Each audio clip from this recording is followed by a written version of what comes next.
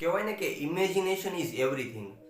દુનિયાનો greatest scientist કહેવાતો એક માણસ એટલે કે આઇન્સ્ટાઈને એક વસ્તુ એવું કહે છે, એક વાક્ય કહે છે, ટેગલાઇન આપે છે કે imagination is everything. Imagination is everything શું કામ ખબર છે? કે જ્યારે પણ તમે કોઈ શબ્દ તમારા મોઢામાંથી બોલો છો, એ શબ્દ કાન સાંભળે છે અને કાન થ્રુ તમારે જે મગજમાં જે ઇમેજ બનાવે છે ને, એ સક્સેસની અંદર બહુ મોટો ભાગ ભજવે છે. કઈ રીતે એ વસ્તુ હું તમને સમજાવું કે જ્યારે પણ તમે કોઈ પોઝિટિવ શબ્દ બોલો છો, ત્યારે એ પોઝિટિવ શબ્દો તમારા કાન દ્વારા તમારા મગજ સુધી પહોંચે છે અને મગજમાં એક ઇમેજ ક્રિએટ થાય છે. હું તમને સારું લાઈવ એક્ઝામ્પલ આપું કે કોઈ મોટી ગાડીની અંદર તમે મર્સિડીઝ બેન્ઝ મેબેક લો બ્લુ કલરની, તો એ હું જે બોલ્યો છું એ શબ્દો તમારા માઇન્ડની અંદર ક્લિક થાય છે. શું કામ ક્લિક થાય છે? કારણ કે આપણું માઇન્ડનું પ્રોગ્રામિંગ એ રીતનું બનેલું છે કે જે કોઈ પણ શબ્દ મોઢા દ્વારા બોલવામાં આવે છે, કાન દ્વારા સાંભળવામાં આવે છે અને એની એ જ ઇમેજ એ અહીંયા બને છે. અને એટલા માટે જ જે લોકો સક્સેસફુલ થયા છે એ પોતાના ઇન્ટરવ્યૂની અંદર કંઈક ને કંઈક એ વસ્તુ કહેતા હોય છે કે વિઝ્યુલાઇઝેશન અથવા ઇમેજિનેશન. શું કામ વિઝ્યુલાઇઝેશન અથવા ઇમેજિનેશન? કે એ વસ્તુ એ લોકો જાણતા હોય છે કે હું જે શબ્દ મારી જાત સાથે બોલું છું, મને એનું આઉટકમ, મને એનું રિઝલ્ટ એ જ મળવાનું છે.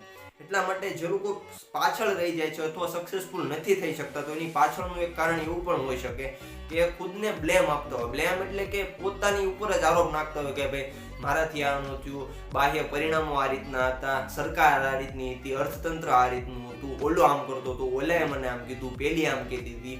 તો એ બધો જ બ્લેમ તમે તમારી ખુદ ઉપર નાખો ને, એટલા માટે તમે સક્સેસફુલ થવામાં કંઈક ને કંઈક પાછળ રહ્યો છો અને એટલા માટે તમે એક સ્ટેપ આગળ નથી લઈ શકતા. એટલે આજથી એવો નિર્ણય કરો કે જ્યારે પણ તમે આમ લાઈફમાં એકલા બેઠા હો તો તમારે આગળ વધવું હોય ત્યારે સૌથી પહેલાં ખુદને પોઝિટિવ શબ્દોથી ભરો અંદરથી, અને તમારો આસપાસનો આખો જે માહોલ છે ને, નેગેટિવ માહોલ જે ફેલાયો છે ને, એ માહોલના શબ્દો અને એ માહોલથી તમે આગા વહી જાઓ.